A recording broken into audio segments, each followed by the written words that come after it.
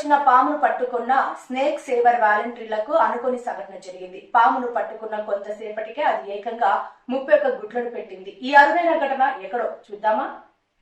మహబూబ్ నగర్ జిల్లా జడ్చెలలోని స్థానిక డాక్టర్ బూర్గుల రామకృష్ణారావు ప్రభుత్వ డిగ్రీ కళాశాలలో వృక్షశాస్త్ర అసోసియేట్ ప్రొఫెసర్గా పనిచేస్తున్న డాక్టర్ బి సదాశివమయ్య ఆధ్వర్యంలో సర్ప రక్షణలో శిక్షణ పొందుతున్న ఎన్ఎస్ఎస్ యూనిట్ 3 వాలంటీర్లు జడ్చెల పట్టణంలో ఒక ఇంట్లోకి వచ్చిన నీరుగట్టు పామును సంరక్షించారు.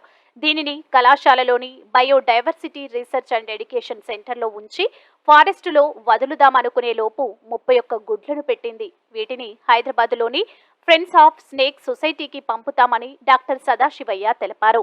కళాశాలలో వాటిని పొడిగించడానికి ఉపయోగపడే పరికరాలు లేవని, అందువల్ల హైదరాబాద్ పంపుతున్నామని తెలిపారు. తద్వారా కొన్ని గుడ్లు ప్రయాణంలో కుదుపులకు లోనై పొదగవన్నారు. ఇప్పటికే చాలాసార్లు పాములు గుడ్లను పెట్టాయని, వాటిని హైదరాబాద్ తరలించి పిల్లలు లేపడంలో విజయం సాధించామని సదాశివయ్య అన్నారు. ఈ పాములు సాధారణంగా మంచినీటి పరిసర ప్రాంతాల్లో, పట్టణాల్లో అయితే మురికి కాల్వల్లో ఉంటాయన్నారు. ఇవి పాము యొక్క సైజును బట్టి, వయసును బట్టి 30 నుంచి 100 వరకు గుడ్లను పెడతాయన్నారు.